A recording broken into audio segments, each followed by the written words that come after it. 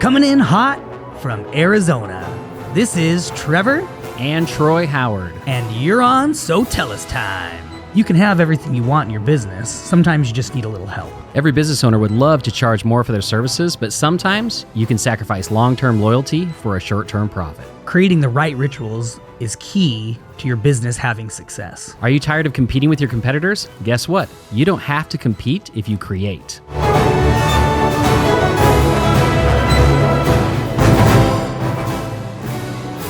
Good morning, SoTellUs family. It is an amazing Tuesday morning, as all Tuesday mornings are amazing because we've gone past Monday, which again doesn't really affect us. I love Mondays. I tell people that all the time. I love Mondays. I've been refreshed over the weekend. It's a fresh start. I get to go through and take take care of everything that needs to get done. Tuesdays, we do our company meetings on Tuesday. So it's like Monday and Tuesday are just so flippin' productive, And then Wednesday, I love it because Wednesday's a little bit more free and open. So I can, take meetings with people if that needs to be. It's a great day for that. Or if I just need to get caught up on other stuff. Anyways, great beginning of the week. And I know you're feeling it too. And if you just change your attitude, if you hate Mondays, you just start telling yourself you love Mondays, it'll change. I promise. You're going to love it. Well, today we're going to talk about what you might think I am from saying I love Mondays. I love the beginning of the week. It's, are you delusional? And you're probably thinking, yeah, Trevor, you are freaking delusional. Nobody loves Mondays, you psychopath. Jeez. Well, let me tell you something. Delusion is an amazing tool that can be used in your life and your business. In fact, some of the greatest people in history, business owners, people who have run this country, people who founded this country, they were delusional. Yeah. They had a little bit of delusion in their minds. They were a little bit delusional. And so today we're actually going over some of these people and how them being delusional actually helped them find success. Right? Yep. All right, Troy, as always, take it away. All right. So the first person we're going to talk about is Steve Jobs from Apple. And this guy was delusional. Total psychopath. Yeah. If you've I've read the biography that's written about him. It's a really interesting book. But we're talking about a little bit of that from that book today. But he was delusional. I mean, if you think about the things that he did, right? He did so many things. Apple has done so many things that people are like, yeah, that's never going to work. Yeah, you're insane. When he would bring it up in meetings, they would literally be like, you can't do that. Yeah. And that's exactly what happened. Steve Jobs would walk into a meeting and be like, all right, this is what we're going to do. And and everyone in the meeting, you can imagine all these people, getting paid big bucks and they're sitting there and they're going, yeah, that's not possible. It's not even, that's not invented. Yeah. And literally they would tell him like, yeah, Steve, there's no way we can't do that. Yeah. And he'd be like, yes, we can. And this is why, and blah, blah, blah, blah, blah. And they actually named this. What they called it was Steve Jobs had what he called the reality distortion field. Yeah. Yeah. So if you were within his distortion field, all reality would go out the door. That's right. And you would absolutely believe whatever he was saying. Like, yes, we can do that. He would walk in the room and they'd be like, we can't do, we're doing this. And they'd be like, we can't do that. It's impossible. And he's like, yes, it is. And da-da-da-da-da. And he'd go off and off. And pretty soon this distortion field would go out. And then everyone in the room is like, yeah, we're going to do this. His delusion was infectious. It was. It absolutely was. It was more infectious than COVID-19. Yeah. And then people would walk out of that meeting later and they'd be so excited. And then later on be like, oh my gosh, what did we agree to? Totally. But then they would have to do it, right? They committed that they were going to do it. And then they figured out how to do it. Mm-hmm. And so you think about what Apple's done, like with, the iPod. Yeah. That with the music industry, the digital music industry was dead. Yep. Nobody had been able to figure it out. No one had figured out a way to make money with it. People were scared because Napster had been attacked, right? Yeah, exactly. Well, everyone was downloading. Like, why would people pay for digital music when they can go on Napster and download it for free and just steal it, right? But what did he do? They figured out a way, and they launched basically the digital music industry, right? Made it successful. So you can take the same thing with the iPhone, the success they had there, the iPad, all the things that they've done, right? So that's just one example. So literally, his delusion allowed him to believe that there was nothing that they couldn't build. Right. And because he believed it, it gave him the confidence to basically trick everybody else into believing it too. Yep. Right? And then they would have to do it. Yeah. It was amazing. They'd say, he would build up so much confidence in them that it's like, even if it looks like they were just going to drive a car off the cliff, they were jumping in the car, because they're like, he will make it happen. Yeah. I bet this car's going to freaking put wings out and fly. Yeah. Right. They just believed it. Right. And so that's one of them. Steve Jobs is a really good example of someone who would be considered delusional. Mm-hmm. Absolutely. Right? But did great things. Another one is Elon Musk. So people still think he's delusional even to this day. Yeah. I mean, let's just talk about him for a second. Yeah. So he was so delusional that he believed that he could create his own NASA. Yeah. Right? What a replacement for NASA, like launch rockets into space. And then he also thought, hey, you know what? I'm going to take on, this 100-plus-year-old automotive industry. Yeah. And completely change everything about it. Yeah. I mean, if you think about that, let's just talk about that for a second. Like, the government already was wanting to push everybody towards that, right? Yes. Like, they're already saying, like, you need to get more efficient. You need to get more efficient. Well, they didn't really crack down and go crazy on them until Elon successfully created Tesla. Yeah. When he successfully created it and it was like, this can be done, what happened? Ford's coming out with theirs and Chevy's coming out with theirs. And like I'm saying, before that, it was very much like, well, you need to be able to get better miles per gallon and by this day and by this and there was kind of these like, but then they would give them credits. I mean, if you know the whole thing, it's actually kind of silly and ridiculous. There's credits that are given and all this stuff. So anyways, and Tesla sells credits, right? Like, I mean, the whole thing. But the point is, once Tesla did it, the government was like, okay, no, suckers, to all you Ford, Chevy, Dodge, you're going to do it too. And that's when they really cracked down. Yeah, and I want you to think about it. Changed an industry. Yeah, you said Ford, Chevy, Dodge, right? The automotive industry was like the mafia. Like there were these kings, these dons that basically run the industry. Oh, yeah. I mean, think about how many successful car companies have launched, other than like, you had Ford, you had these big guys, and you'd have these other companies that try to come out like Saturn, and then they get crushed. Well, and you've got Toyota, but look at how much influence Ford, Chevy, and Dodge had that the government actually limited Toyota on how many vehicles they could produce in the United States or import to the United States. Exactly. Exactly. That was it. I mean, they're a freaking mafia. You're right. They couldn't import. There was laws put in place to prevent them from importing too many cars. Right. So they actually had to build plants in the United States to create cars. So if we go missing, just know, Ford, Chevy, and Dodge did it. It's the mafia. It's the dons. Yeah, but he's gonna, but he says, hey, I'm gonna take on these guys, right? The automotive industry, and then he's like, you know what?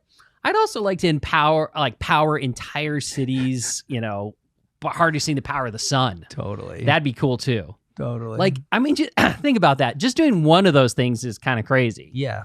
But trying to do all three of those, now let's take it a step further, right? So he sold his shares in PayPal, got $165 million.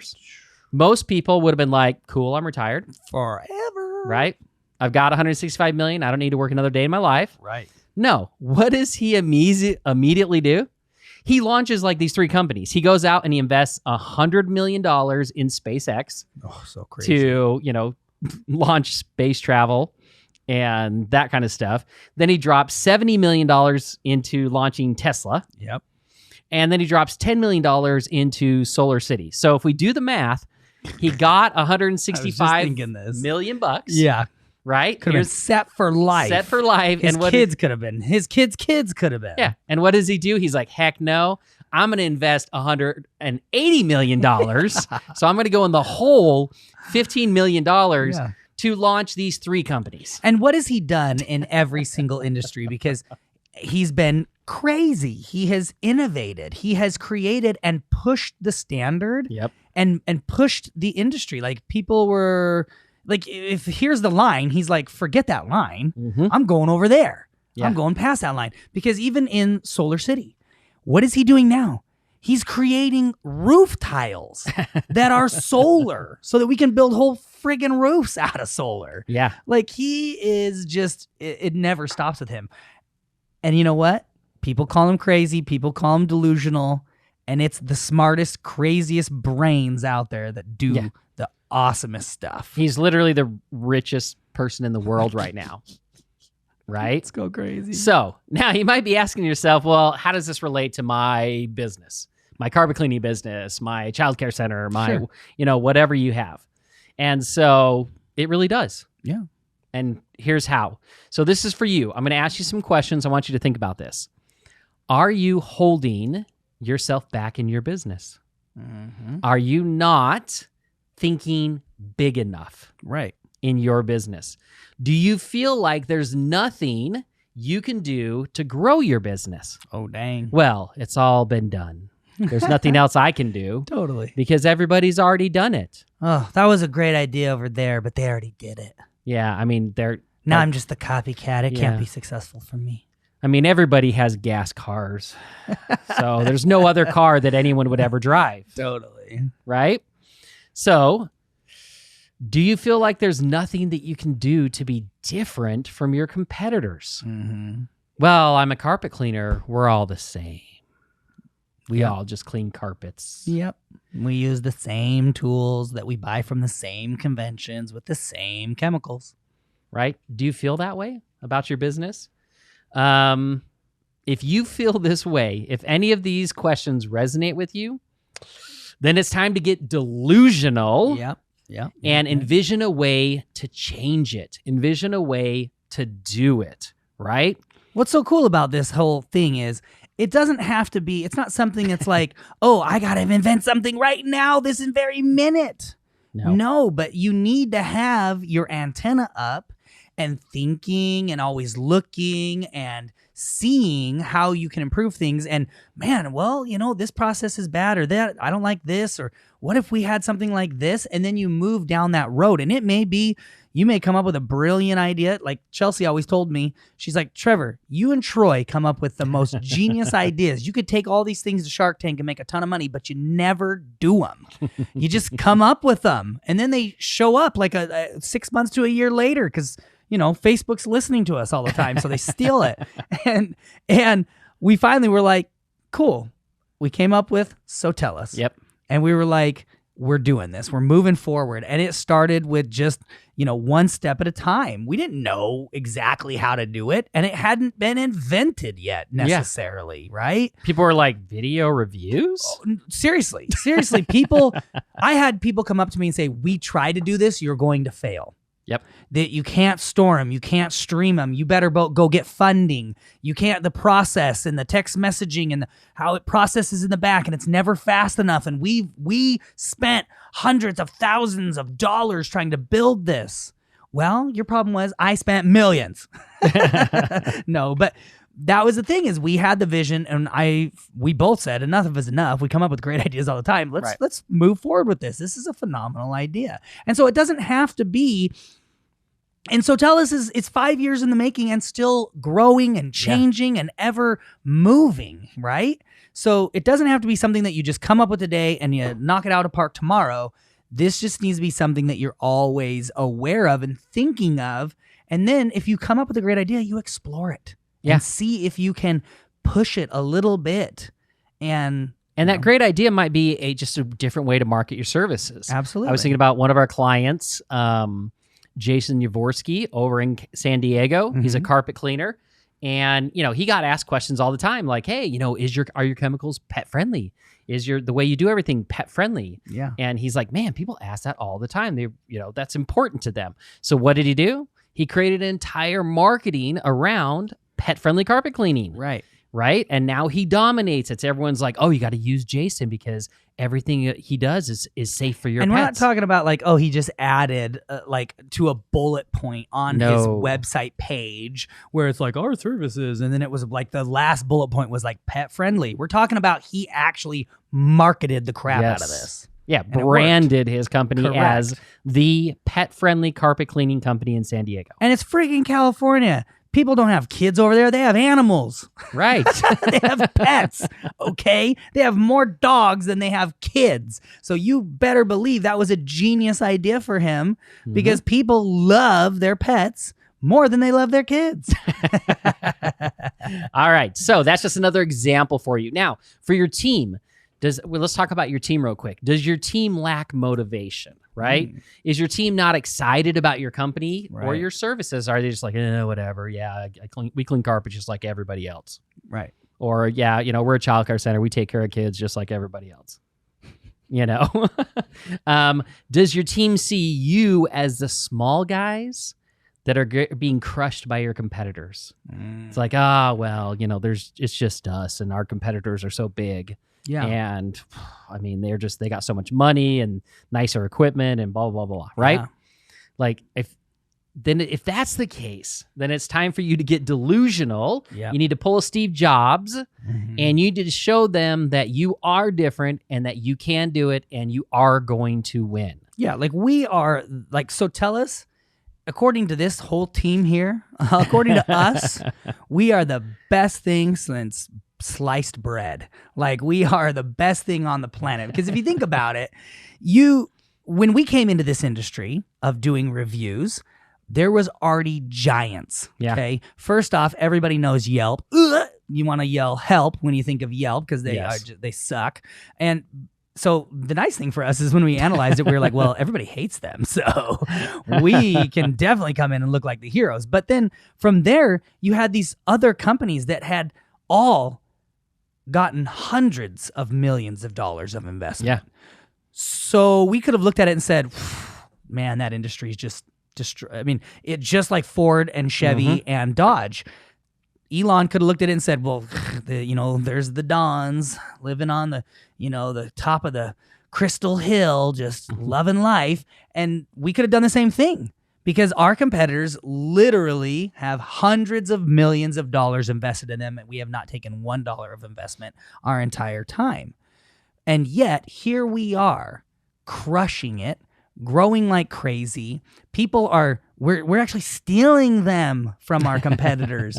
I mean, they're coming to us going, I tried these guys. They didn't work. I've had so many people tell me your guys' system is amazing. Yeah. So again, we could have been deterred right from the beginning, but like many people told us, we were delusional. Yep. And we just went for it. All right. So what's the homework, Trevor? Homework, simple and easy. Get delusional. That's it. Get delusional. Think outside the box. Figure out how you guys can move forward and change little things, incremental changes here and there that makes you different and it pushes the envelope. There's nothing wrong with pushing the envelope and failing. Every single successful person in this world has pushed and failed and pushed and failed and pushed and failed and pushed and won. Yep. Right? All right, guys. Thanks for spending your time with us. We will check you guys next Tuesday on another episode of SoTellUs Time.